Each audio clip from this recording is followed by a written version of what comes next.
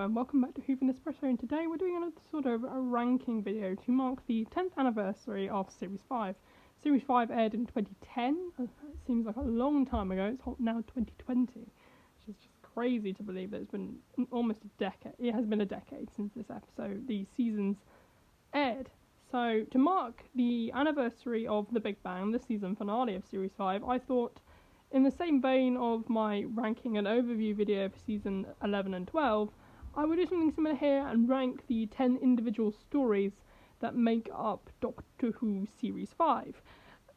And I just try to have a bit of fun with it. You might not agree with me, that's fine. I mean, be sure to share your rankings and opinions down below in Series 5. I think it's a great season. It's one of my favourite seasons. Not the best season, but it's definitely Matt Smith's best season. That's my take on it. First, before we get into the episodes, we're going to start at number 10 with one of my least favourite stories, I'm not going to lie, and that is The Lodger. I'm going to be quite frank about this episode. I hate it with a passion, and I don't think it's necessarily the episode's fault as such, because I think it's more not that it's badly written or performed or anything. It's, well, for me it is, I guess. It's that it's not aimed at me. It's not a story that's particularly aimed at me, and that's fine.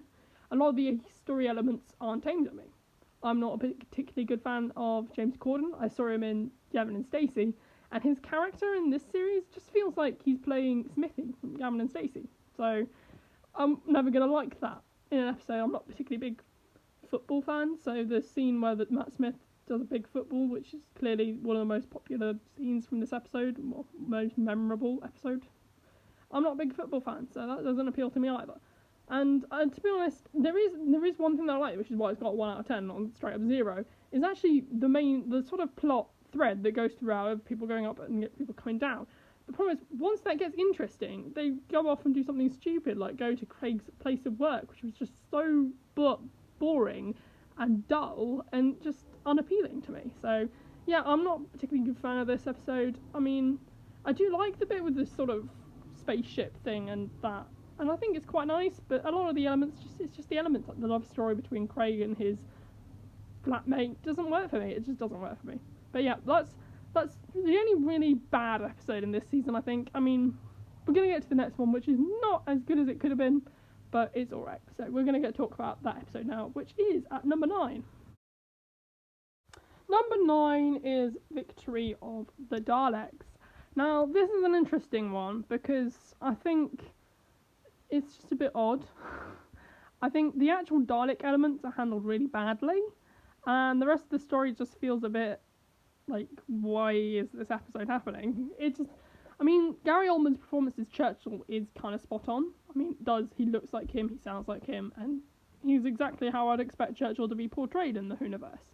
But, I mean, the rest of the story plots with the Ironside Dalek and the Paradigm Dalek and, what's his name? The inventor guy, Dr. Bracewell, I think that doesn't really click with me, and it's one of the weaker Dalek stories. I think probably the weakest Dalek story of New Who, in my opinion. But, I don't know, in the early Smith years, and, well, actually just in the Matt Smith years, the Daleks and the Cybermen weren't particularly well handled, which seemed a bit odd to me.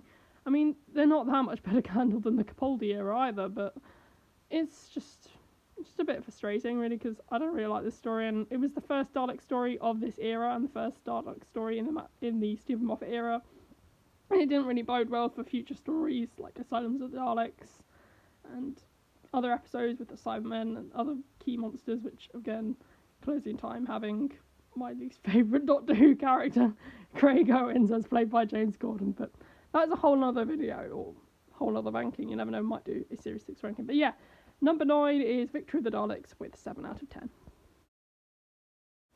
Moving on to number 8, this is Vampires of Venice. Now, this one is a bit of an interesting one. I mean, I don't mind it, but it's nothing special. It's the kind of thing I get across this. It reminds me a lot of the Whittaker era episodes. It feels like a bit of filler, a bit of fluff.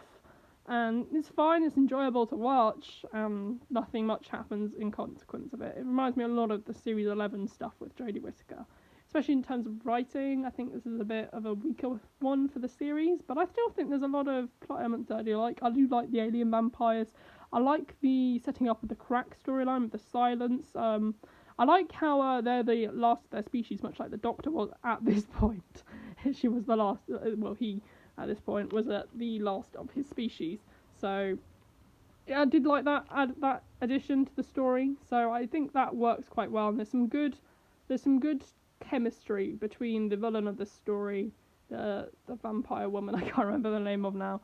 It's been a long time since I've watched. Well, no, not that long. I watched it when the Series 5 Steelbook came out. I can't remember her name though, but she has some good chemistry with Matt Smith. I don't think Francesco the vampire, and I don't think Rory really works in this story. I think this is the one where he fully introduced properly as a character, and he just comes off as a bit annoying. I've never been a particularly big fan of Rory or Amy, to be honest, but yeah, that's the story. I mean, it's pretty good. There's some good elements, there's some bad elements.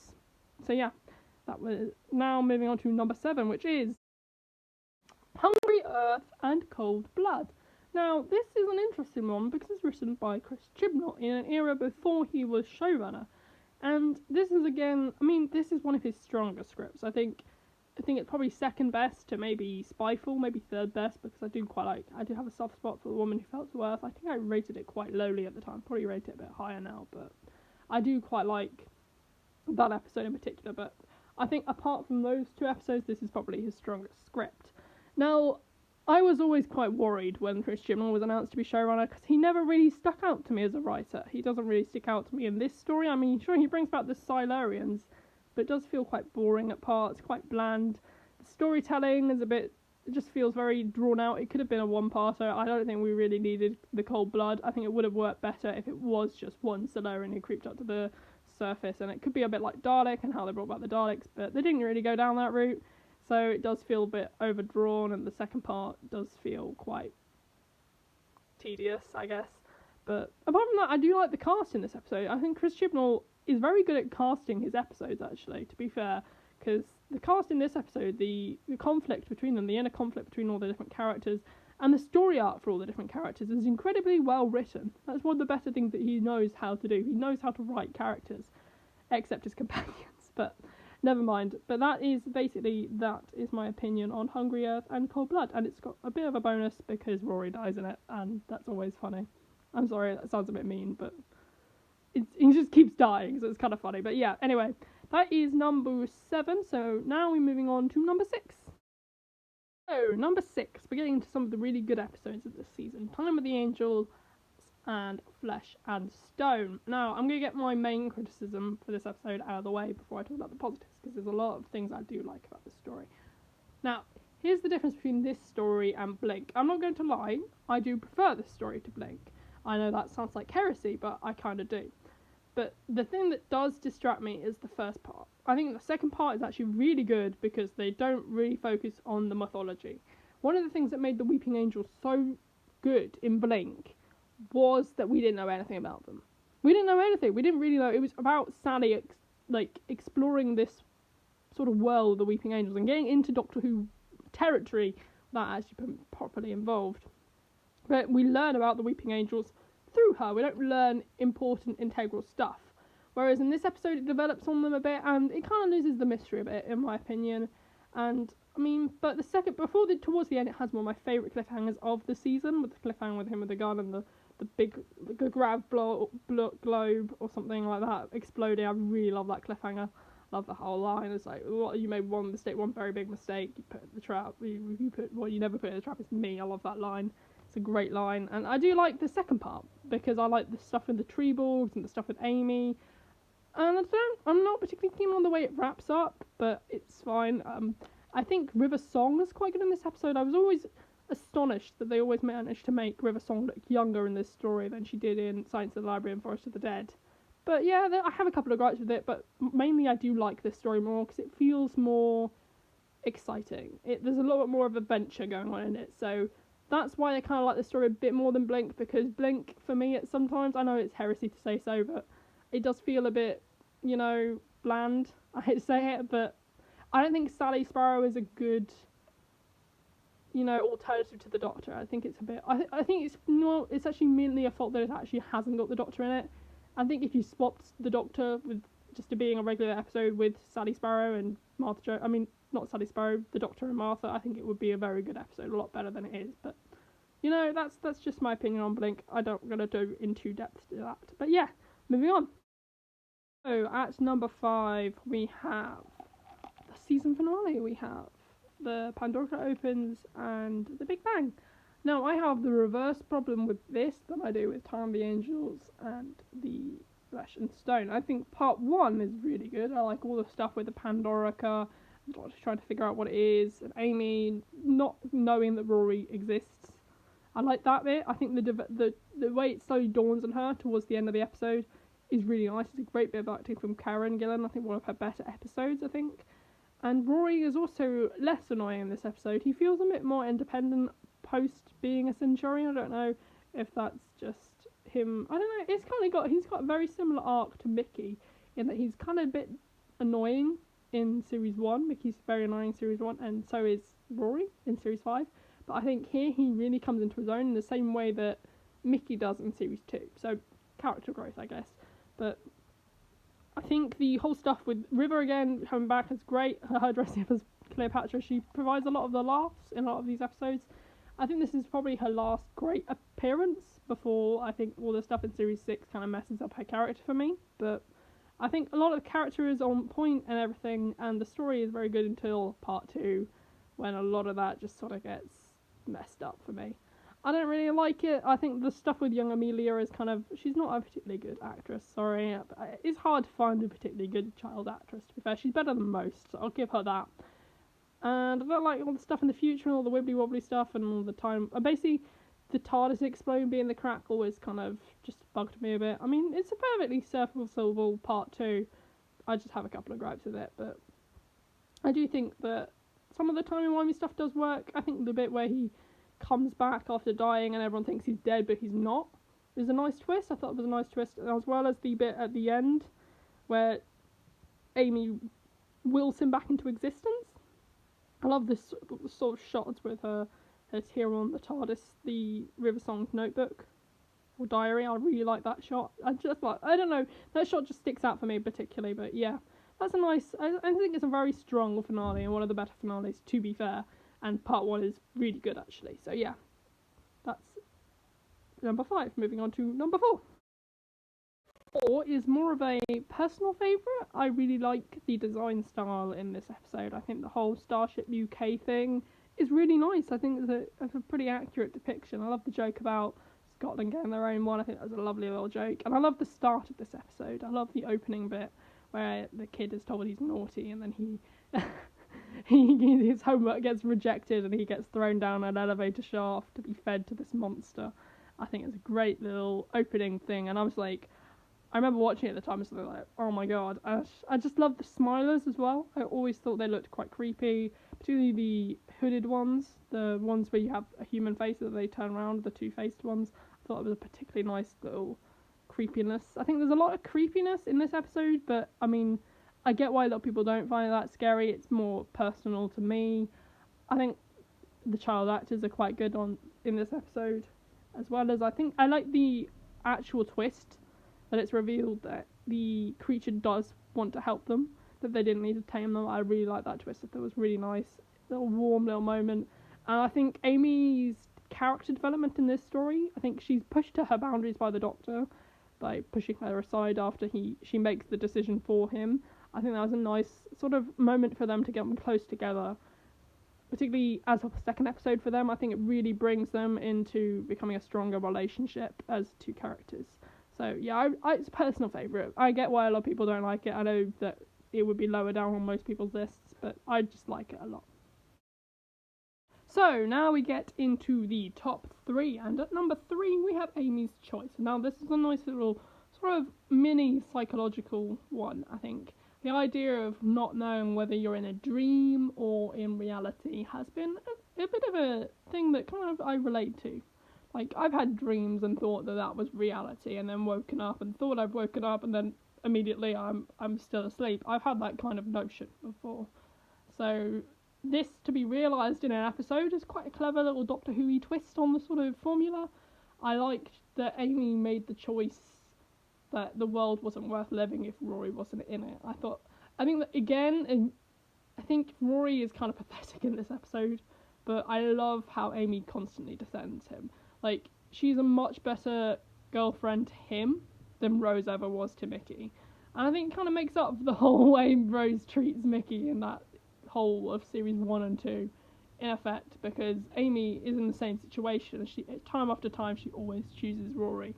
I mean, a lot of time, I think maybe she does have feelings for the Doctor, and it wouldn't surprise me if they had been in love with each other, even if it was just sort of flirtatious. It wouldn't surprise me, but I do like that she always picks Rory. And I love the Dream Lord. Toby Jones as the Dream Lord.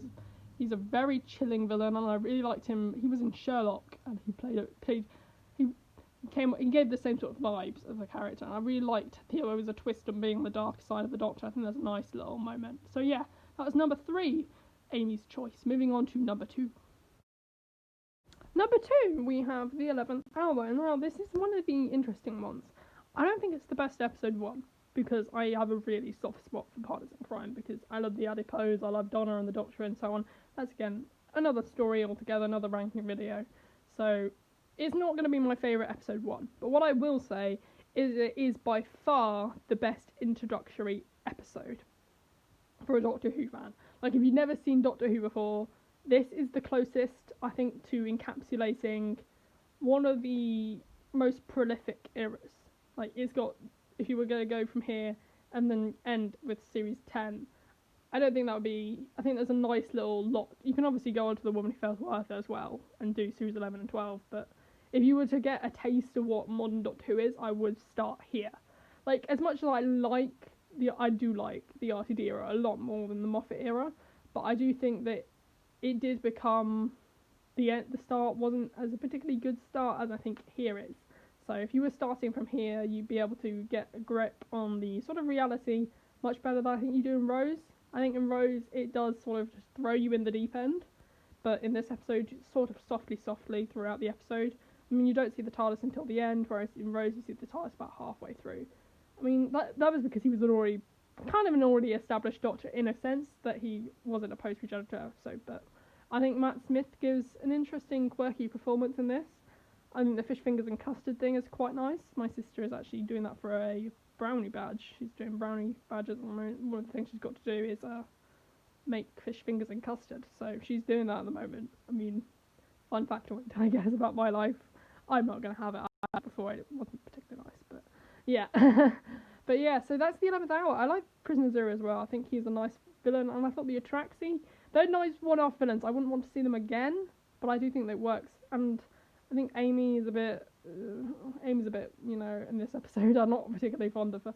I think she grows as a character towards the end. She starts off a bit, you know, she just doesn't work for me at the start. But yeah, that's The 11th Hour, one of the best opening episodes, I think. Not the best, but one of the most introductory episodes. So yeah, moving on to the top spot. So, at number 1, we have Vincent and the Doctor. So yes, this episode is a lot of people's fan favourites. I think Tony Curran as the Vincent van Gogh is such a magnificent piece of casting. He perfectly encapsulates the character of Vincent van Gogh and his struggles as a creative artist. I've been studying him, like, I think in school we study him a lot. So maybe a Doctor Who episode isn't as necessary as, say, Rosa Parks or an episode about the partition, which is in the Chris Chibnall era. But I think this episode did lay the foundations for episodes like Rosa and Demons of the Punjab, particularly Demons of the Punjab, I think. But also episodes like Can You Hear Me? I think this episode is kind of why I have a love-hate relationship with Can You Hear Me, because I think the stuff that they do in Can You Hear Me is such a great thing to do with the mental health issues, but I don't think they push it quite far enough. Whereas here, it's done perfectly. It's brilliant performance, brilliant music in this episode.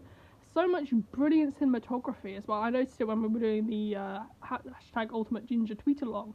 The sort of shots of the sunflowers and the fields, the luscious fields at the start, and the birds, which my art teacher hates. I mean, how can you really be qualified as an art teacher if you hate Vincent van Gogh's birds? I mean, they're like, I did it on my artwork and she got really angry at me. I don't know. she just hates that style, but I mean, it really bugs me. But yeah, that's enough about my art teacher. I just love this episode. I love all the different shots, how they recreate the paintings, and the way that everything is specifically organised to look like those paintings. And I love the mystery with the invisible monster. Sure, it's a budget-saving monster, and the actual thing doesn't look too good, but it's a brilliant, moving story, and how the Vincent van Gogh kind of relates to that monster, being alone and wanting to find some sort of peace. And I think it has such one of the most poignant endings as well, with that song Chances, which plays just as they go through the gallery and mixes with Marigold's music towards the end as well. It's such a moving episode, and truly one of the best of all time. So that was my ranking video of Doctor Who Series 5, which concluded 10 years ago today with the Big Bang. But I think this is a fantastic series and such a wonderful sort of fairy tale of a season. I think the performances, I think Matt Smith gives his best performance in this. I think Karen Gillan's probably better in Series 6, and Arthur Darvill's probably better in Series 6. But again, Alex Kingston's best performances are in the series, except maybe Science in the Library. I think she's very good there too. It's just a fabulous series, filled with some great stories that I really love. And it's probably Moffat's best season, I think. So yeah, that is my ranking of Series 5. I hope you enjoyed the video. If you did, leave a like down below, share your ranking in the comment section down below, and subscribe for updates on upcoming content and reviews. Enjoy the rest of your day. Thanks for watching.